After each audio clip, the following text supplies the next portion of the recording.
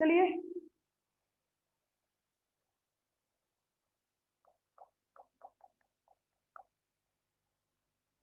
अब बात करेंगे पियर्सन की HSAB अवधारणा।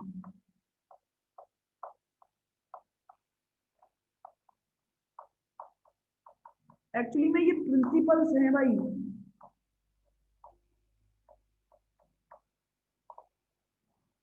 पियर्सन की HSAB अवधारणा, principle of Pearson's hearts of acid base. इन्होंने ये अवधारणा एक्चुअली इस बात को लिख कर दी थी, ये अवधारणा के बारे में इन्होंने ये बताया कि, ध्यान से समझना, इन्होंने ये बताया अकार्बनिक तत्वों के यौगिक किस प्रकार बनेंगे। अकार्बनिक तत्वों के यौगिकों के बनने की व्याख्या पियर्सन की इस HSAB अवधारणा में बताई गई। इन्होंने कहा कि, इन्होंने क्या कहा, अकार्बनिक तत्वों के यौगिकों के बनने की व्याख्या की गई। इन्होंने कहा कि वे ही यौगिक स्थायी होते हैं। इन्होंने ये कहा कि कठोर अम्ल, कठोर क्षार, मृदु अम्ल, मृदु क्षार उसी बंधन को वरीयता देते हैं जिसमें कठोर अम्ल कठोर क्षार से मिलता हो। यानी कि इस सिद्धांत के अनुसार पियर्सन ने कहा कि कठोर अम्ल और कठोर क्षार, या मैं ये कहूं कि अम्ल एवं क्षार केवल उसी अम्ल एवं क्षार को वरीयता देते हैं जो उसकी जैसी ही प्रवृत्ति रखते हैं। जैसे समझना कि कठोर अम्ल और कठोर क्षार, मृदु अम्ल और मृदु क्षार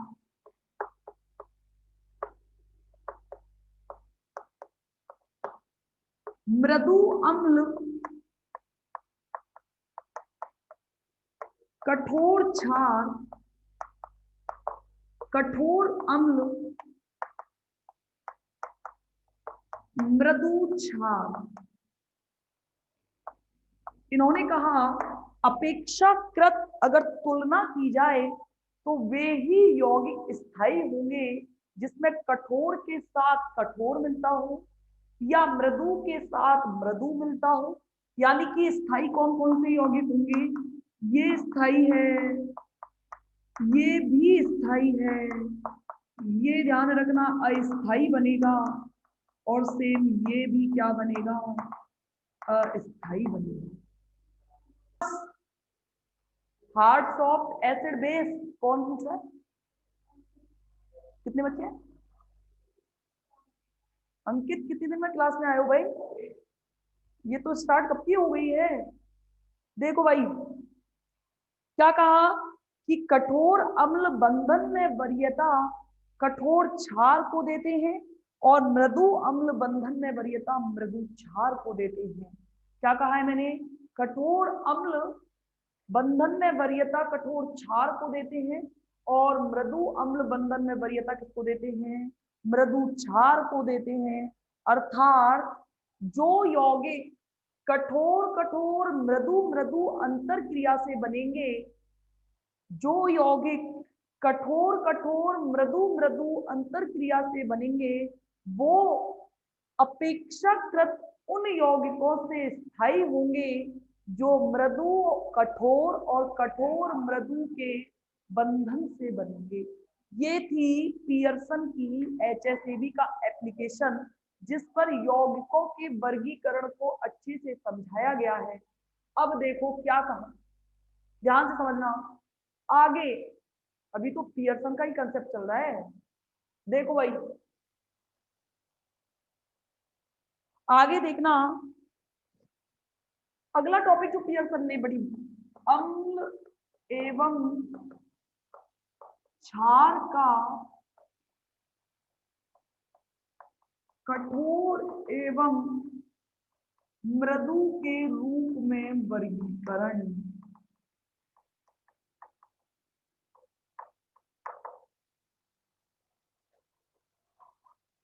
देखना भाई पियर्सन साहब क्या बोले, इन्होंने बोला कि किसी भी अम्ल अथवा क्षार को, समझना, किसी भी अम्ल अथवा क्षार को, ध्यान समझना, किसी अम्ल अथवा क्षार को उसके कठोर एवं मृदु में वर्गीकृत करने के लिए, क्या कहा है मैंने, क्या कहा है, किसी अम्ल एवं क्षार को कठोर एवं मृदु के रूप में वर्गीकृत करने के लिए इन्होंने कुछ साम्य की अभिक्रियाओं को समझाने का प्रयास किया है। ध्यान से समझना, एक एक चीज बहुत कंसेप्चुअल है कि कोई अम्ल एवं क्षार कठोर एवं मृदु कैसे होगा, इसको समझाने के लिए इन्होंने कुछ इक्विलिब्रियम रिएक्शंस की व्याख्या की है, साम्य अभिक्रियाओं की व्याख्या की है। अब देखना कैसे, यही चीज कंसेप्चुअल है, यही चीज पेपर में पूछी भी जाती है, एग्जाम्पल पूछता है वो डायरेक्ट। देखो भाई, एग्जाम्पल से देखो, क्षार एवं क्षार बी को, अब अरे ये तो मैं बता ही नहीं दिया आपको, आप ही बताना।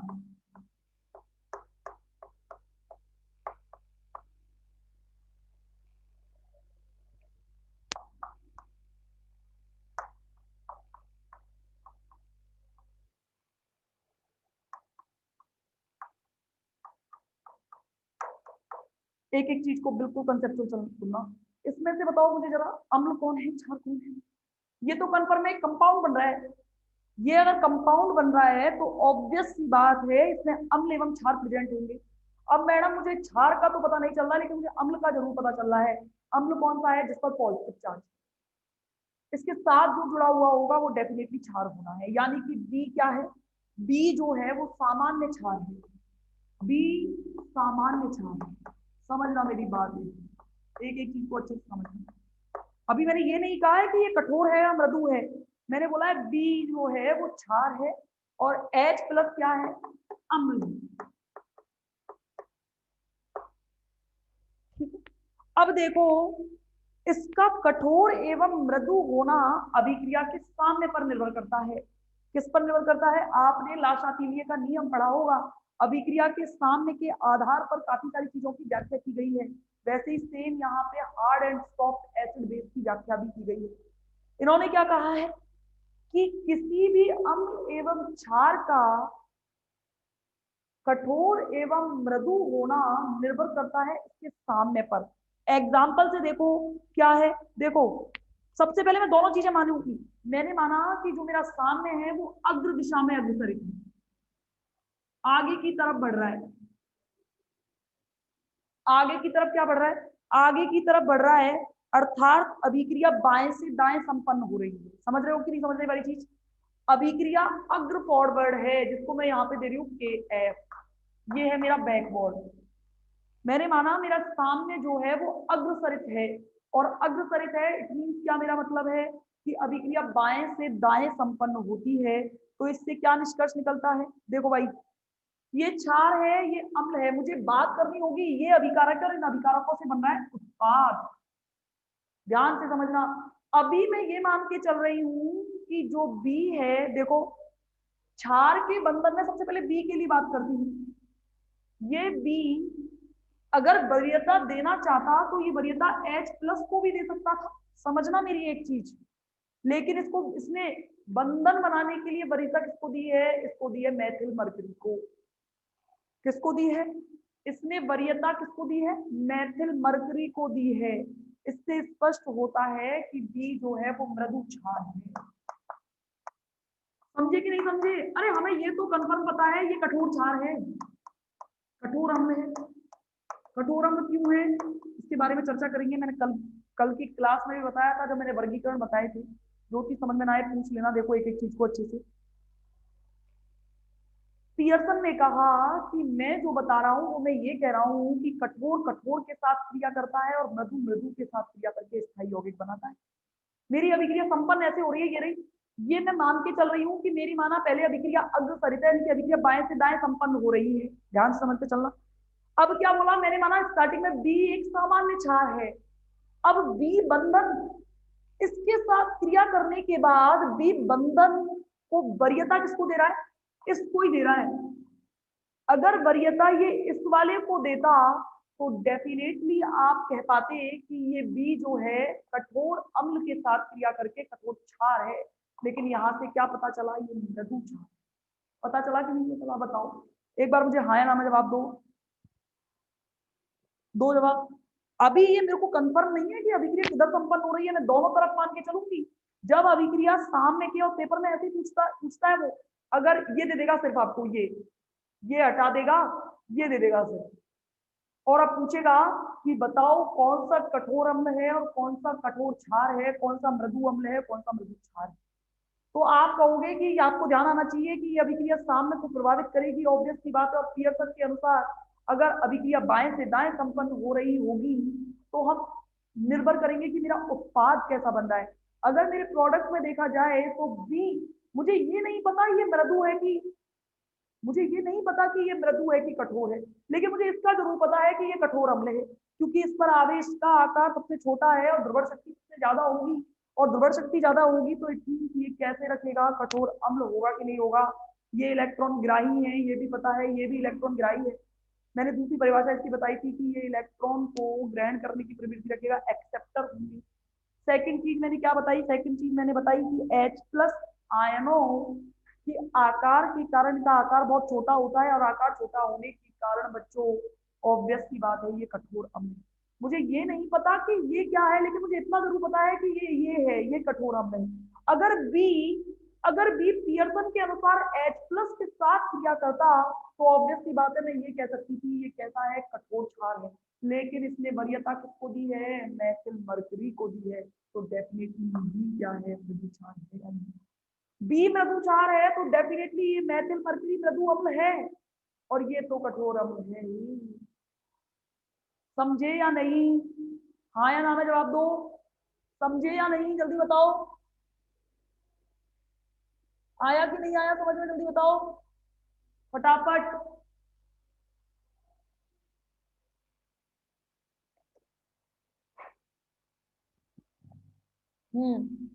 चलो, ये अभिक्रिया मैंने एक बार मानी है जब ये अग्र अभिक्रिया है, जल्दी बताओ फटाफट से। अगर अभिक्रिया पश्च अभिक्रिया हो तो क्या होगा, यानी अभिक्रिया दाएं से बाएं संपन्न हो रही होगी, तो ऑब्वियस सी बात है, ये देखो भाई ये बेचारा अकेला पड़ा है, ये डेफिनेटली मुझे पता है ये कठोर अम्ल है, और ये बंधन में वरीयता दे रहा है बी को, और अगर ये बी को बंधन में वरीयता दे रहा है तो ये कठोर अम्ल है, तो डेफिनेटली ये कठोर। समझे कि नहीं समझे, यानी कि अगर अभिक्रिया पश्च दिशा में संपन्न हो रही है, मेरा साम्य जो है वो पश्च दिशा में अग्रसरित है, बैकवर्ड रिएक्शन में हो रहा है संपन्न, तो ऑब्वियस की बात है अगर H प्लस कठोर अम्ल है, ये CH3B के साथ क्रिया करके ये वाले दे रहा है। हमें ये कंफर्म है कि ये तो डेफिनेटली अम्ल है ही, लेकिन हमें ये पता लगाना है कि ये बी, ये पूछेगा आपसे, ये स्पेशली देगा ये बी क्या है, जो आपको ये ए बी है, ये बोरोन मत समझना ऐसे, ये ए बी वाला बी है, ए बी नॉर्मल कोई एक कंपाउंड दे रखा है और तब उसके लिए एक एग्जांपल देके समझाया है। समझे कि नहीं समझे। अब ये पूछ रहा है कि ये बी बताओ कठोर अम्ल है कि कठोर क्षार है, तो अगर आप कहोगे कि अगर अभिक्रिया पियर्सन के अकॉर्डिंग अग्र दिशा में अग्रसरित हो रही है और बी जो है वो बंधन में वरीयता H प्लस को ना देकर मैथिल मरकरी को दे रहा है, और हम जानते हैं H प्लस कठोर अम्ल है, और पियर्सन के अनुसार हम ये भी जानते हैं कि मृदु मृदु के साथ क्रिया करके स्थायी बंध बनाता है, और कठोर कठोर के साथ क्रिया करके स्थायी बंध बनाता है। क्योंकि अगर ये H प्लस साथ, अगर मैं अभिक्रिया दाईं तरफ मान रही हूँ, अगर ये H प्लस के साथ क्रिया कर रहा है तो ऑब्वियस की बात है मैं इसे कह देती ये कठोर क्षार है, लेकिन ये बंधन में वरीयता इस मैथिल मरकरी को दे रहा है, तो डेफिनेटली ये मृदु क्षार है। इसके विपरीत ये अभिक्रिया पश्च दिशा में अग्रसरित हो रही होगी, तो डेफिनेटली की बात है कि बी जो है वो बंधन में वरीयता H प्लस को दे रहा है, और H प्लस हम जानते हैं कठोर अम्ल है, तो बी कठोर क्षार होगा और मैथिल मरकरी मृदु क्षार होगा। दोनों ही चीजों को समझ गए कि नहीं समझे। ये तो परिभाषा पियर्सन ने जो दी वो इस अभिक्रिया को समझाते हुए दी। इन्होंने आगे क्या कहा है, देखो देखो, इस प्रकार हम विभिन्न क्षारों का वर्गीकरण क्या कर सकते हैं, इस प्रकार हम विभिन्न क्षारों का वर्गीकरण कठोर एवं मृदु क्षारों के रूप में कर सकते हैं। कोई अभिक्रिया दे दे और पूछ ले कि ये A B X Y Z जो भी पूछे वो पूछ सकता है और कह सकता है कि बताओ क्या होगा ये। तो आप बता सकते हो कि क्षारों का वर्गीकरण किस प्रकार किया जा सकता है पियर्सन के अनुसार। आगे देखो, आगे देखो, अब ये देखो इसका चुनाव इसने कैसे किया है। पहला कारण देखो, मैथिल मरकरी और H प्लस और बी ने किस प्रकार से किसका चुनाव किया है इसके बारे में समझना। सबसे पहले देखो H प्लस पर एक इकाई धनावेश है, ये तो जानते हो क्या धनावेश है, एक इकाई धनावेश है। किस पर, H प्लस पर एक इकाई धनावेश है और इसका आकार पता है आवर्त सारणी में सबसे छोटा है, आकार सबसे छोटा इकाई धनावेश है। ऑब्वियस सी बात है कि इस पर इस कठोर अम्ल की श्रेणी में रखा जाएगा। इसे प्रबलतम इलेक्ट्रॉन एक्सेप्टर होगा और प्रबलतम इलेक्ट्रॉन एक्सेप्टर होगा तो ये कठोर अम्ल की श्रेणी में आएगा। सेकंड देखो, सेकंड मैथिल मरकरी की बात करें तो इससे तो हम पता लगा नहीं सकते, लेकिन हम मरकरी से पता लगा सकते हैं। मरकरी पर चार्ज कौन सा, Hg+2। आकार बहुत बड़ा होता है भाई, आकार बड़ा, दो धनावेश, दो इकाई धनावेश इस पर पाया जाता है। आकार बड़ा होता है, दो इकाई धनावेश पाया जाता है, यानी कि आसानी से इलेक्ट्रॉनिक कॉन्फ़िगरेशन अक्रिय गैस की विन्यास रख लेता है बराबर 5d10। मरकरी का इलेक्ट्रॉनिक कॉन्फ़िगरेशन याद करो, 5d10 6s2 होता है, 5d10 6s2 होता है, दो इलेक्ट्रॉन बाहर निकलेंगे, अक्रिय गैस के विन्यास के बराबर विन्यास रखेगा। याद करो अगर अक्रिय गैस की समान विन्यास रख दे तो इसके साथ मृदु प्रजाति का CH3- आकर जुड़ेगा। ये पक्का पता चल गया, ये मेरे लिए, ये मुझे 100% पता है कि ये मृदु अम्ल है। ये तो पता चल गया ये मृदु अम्ल है, तो इसके साथ कोई मृदु क्षार जुड़ना चाहिए। तो इसके साथ कौन जुड़ जाता है, मृदु क्षार जुड़ जाता है, तो हम पता लगा पाते हैं कि ये मृदु अम्ल है Mg+2। क्या पता लगाया, Mg+2, और जो कि मृदु प्रजाति के क्षार CH3- से आकर जुड़ जाता है और इस प्रकार जो अम्ल है वो कैसा बन जाता है, मृदुतम अम्ल बन जाता है। क्या बन जाता है, मृदुतम अम्ल बन जाता है। ठीक है, अब थर्ड क्या है देखो, H प्लस पर एक इकाई धनावेश, मैथिल मरकरी पर भी एक इकाई धनावेश, दोनों पर क्या है, एक इकाई धनावेश है जो समान रूप से आवेश इस पर फैला हुआ है, समान रूप से एक संयोजी आयन है, एक संयोजी आयन है। इसीलिए इन दोनों के मध्य तुलना को ये आसानी से तर्क संगत बताता है और इस तुलना को हम कर पाएंगे। किसके कारण, किसके कारण कर पाए हैं, ये भी एक इकाई धनावेश रखता है और H प्लस भी एक इकाई धनावेश रखता है, दोनों पर धनावेश एक जैसा। और हमें ये पता है डेफिनेटली ये क्या है, ये कठोर अम्ल है और ये मृदु अम्ल है। अगर कठोर अम्ल और मृदु अम्ल की क्रिया जैसे ही आपने कठोर क्षार और मृदु क्षार से कराई तो आपको रिएक्शन मिल गई और इस रिएक्शन की व्याख्या हम आसानी से कर पाएंगे। ये चीज समझाने का मेरा पर्पज क्या है, मेरा ये चीज समझाने का पर्पज बच्चों ये है कि ये रिएक्शन इसे ही क्यों लिया गया, इस रिएक्शन का कारण क्या है, आपको मैंने तीनों चीजें बता दी है। ये तो था कि अम्ल एवं क्षारों का पियर्सन के अनुसार वर्गीकरण कैसे किया जाएगा कठोर अम्ल और कठोर क्षार में। अगला देखो, अगली बात कर रहे हैं हम सामर्थ्य की, अम्ल और क्षार में सामर्थ्य कितनी होगी। अम्ल क्षार सामर्थ्य, अम्ल क्षार सामर्थ्य और कठोरता एवं मृदुता। देखो जितना इंपॉर्टेंट पार्ट है मैं वो करा दे रही हूँ, जितना इंपॉर्टेंट पार्ट है उसके बारे में मैं जिक्र कर ही रही हूँ। देखो देखो, किसी भी अम्ल अथवा क्षार के कठोर एवं मृदु होने को एक और आधार है जिसका कारण से हम समझा सकते हैं। देखो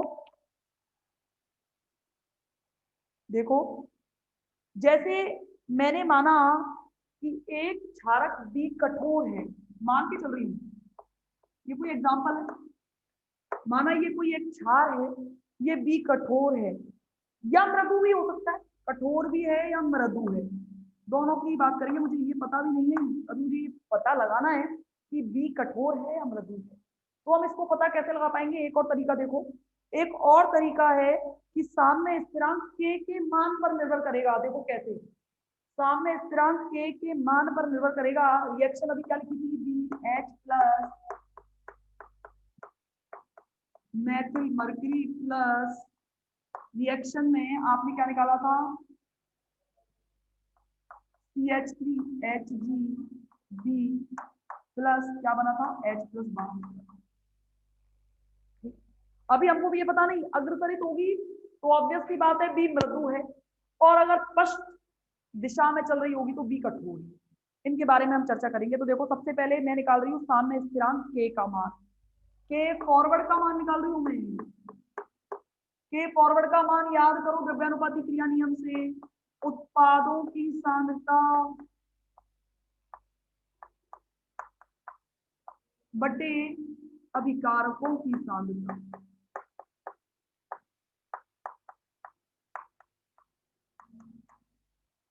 ठीक है, उत्पादों की सांद्रता और अभिकारकों की सांद्रता, समझते चलना।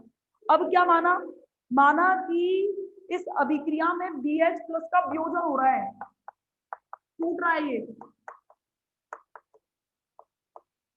BH प्लस का वियोजन होता है माना। BH प्लस का वियोजन कैसे होगा देख लेना। BH प्लस का वियोजन होगा, BH प्लस किस किस में टूट जाएगा? B plus H plus. टूटेगा या नहीं टूटेगा बताओ? इसके लिए वियोजन स्थिरांक की गणना करो। क्या आएगा? के ए बराबर वियोजन स्थिरांक के ए से रिप्रेजेंट करते हैं उत्पादों की सांद्रता बटे अभिकारकों की सांद्रता। निकाल लिया मैंने, ये है इक्वेशन सेकंड। कोई दिक्कत है? इसी प्रकार मैंने माना, देखो तीन चीजें हो रही हैं, ऐसी तो रिएक्शन चल रही है, या तो बी का वियोजन हो रहा है, या ये दोनों संयोग करके ये बना रहे हैं। ध्यान समझना, या इसके अग्रसरित मान रही हूँ। जब मैं अग्रसरित मान रही हूँ तो मैं मान के चल रही हूँ कि यहाँ पे जो बी का तो हुआ है वियोजन, बी इसके साथ जुड़ गया और H प्लस, तो मैंने वियोजन अभिक्रिया लिखी है। लेकिन मैथिल मरकरी के लिए वियोजन नहीं होगा, संयोजन होगा। किसका? मैथिल मरकरी और बी का। ध्यान रखना, ये चीज बहुत समझने की चीज है। आप इस रिएक्शन से क्या पता लगा पा रहे हो कि BH प्लस का, अरे तभी तो है, BH प्लस का वियोजन हो रहा है, तभी तो बी मैथिल मरकरी के साथ जुड़ रहा है और H प्लस को बाहर निकाल रहा है।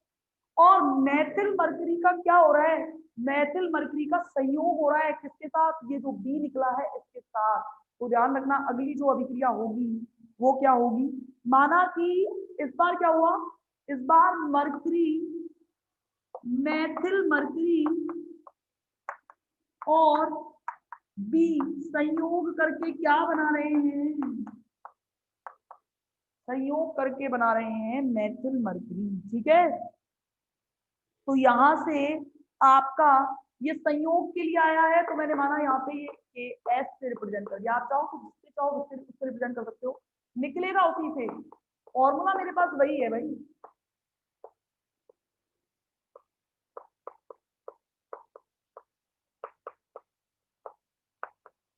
समीकरण 3। इन इक्वेशंस को कोई दिक्कत है? मैंने कैसे निकाली है? कोई दिक्कत है? कोई दिक्कत है क्या?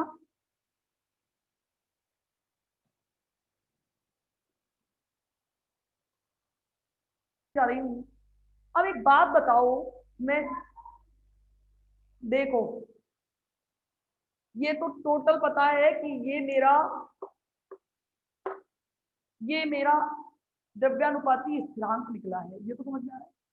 के बराबर कैसे निकालते हैं? कोई सामने अभिक्रिया दे रखी होगी और अग्र अभिक्रिया के लिए मैंने ये निकाल दिया है। अच्छा, इस पूरी टोटल अभिक्रिया को अलग अलग भागों में विभक्त किया है। पहले मैंने ये माना है कि जो ये हम पता लगाना चाह रहे हैं कौन सा कठोर है और कौन सा मृदु है, सामर्थ्य की गणना करनी है हमें। और सामर्थ्य की गणना तो वियोजन और उसके संयोजन पर ही की जाती है, 12th में पढ़ के आए हो। अच्छा देखो, इसमें देखना, बी एच प्लस का, तो एक बात बताओ मुझे, यहाँ पे कौन टूट रहा है और कौन जुड़ रहा है? ये चीज तो कंफर्म पता चल गई कि बी एच प्लस डेफिनेटली टूट रहा है तभी तो एच प्लस बाहर निकल रहा है। समझे कि नहीं समझे? तो ये तो मैंने बी एच प्लस का वियोजन माना है, ये देखो ये वियोजन हो गया है। और देखो मैथिल मरकरी टूट नहीं रहा है, मैथिल मरकरी जो ये बी निकला है इसको जोड़ते हुए ये बना रहा है, यानी कि यहाँ से स्टार्ट हुई आपकी संयोजन अभिक्रिया है। तो ये वाली तो संयोजन अभिक्रिया होगी और ये वाली वियोजन अभिक्रिया होगी। संयोजन अभिक्रिया देखो सबसे पहले तो टूटा, टूट के बी में कन्वर्ट हुआ, इस बी को ग्रहण किसने कर लिया, इस मैथिल मरकरी ने ग्रहण कर लिया। तो मैथिल मरकरी के साथ ग्रहण करके इसने ये वाला कंपाउंड बना लिया। ये वाला तो नॉर्मल है, ये वाला क्या है मेरा के ए निकाल दिया मैंने वियोजन स्थिरांक, और ये इसका संयोजन स्थिरांक निकाल दिया। अब कोई दिक्कत है, अब कोई दिक्कत है?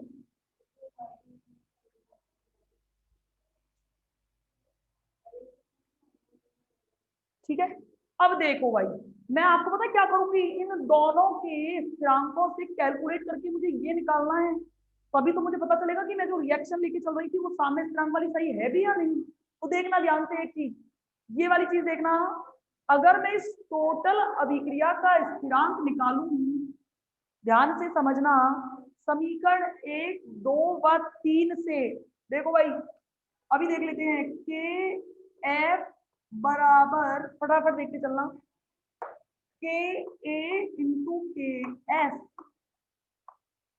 मैं ये प्रूव करूंगी इन दोनों को लेते हुए, इन दोनों का मल्टीप्लाई लेते हुए। तो देखो कैसे, B H plus upon B H plus, multiply में क्या हो रहा है, मैथिल मरकरी बी अपॉन,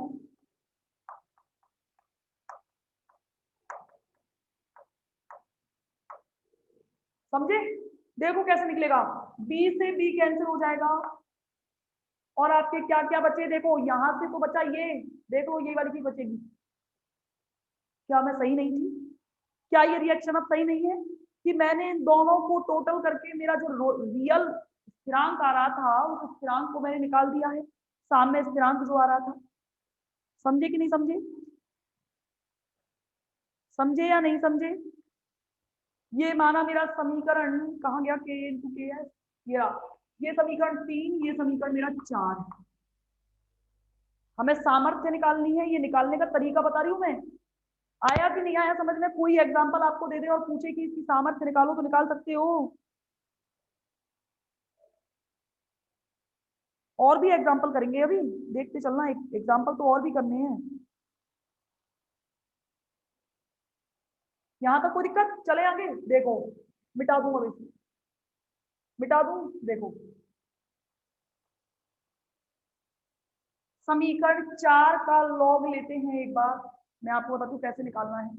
समीकरण 4 का दोनों ओर लॉग लेने पर, इसको के कर देना, के एफ छोड़ो, समीकरण 4 का लॉग लेने पर, लो लॉग, लॉग के बराबर log K A into K F, log M into N क्या होता है, log M plus log N. आया समझ में? ये समीकरण माना मेरा, ये मिटा दूं, ये समीकरण 5 और ये वाला समीकरण 6, समझे? अब चलो यहां तक हम समझ चुके हैं। अब समीकरण 6 से निम्न निष्कर्ष निकाले जा सकते हैं। क्या क्या निष्कर्ष? देखो, अगर इस k का मान, ध्यान से समझना, अगर इस k का मान इकाई से कम है, समझना, अगर k का मान इकाई से कम होता है, एक बार रिजॉइन कर लो,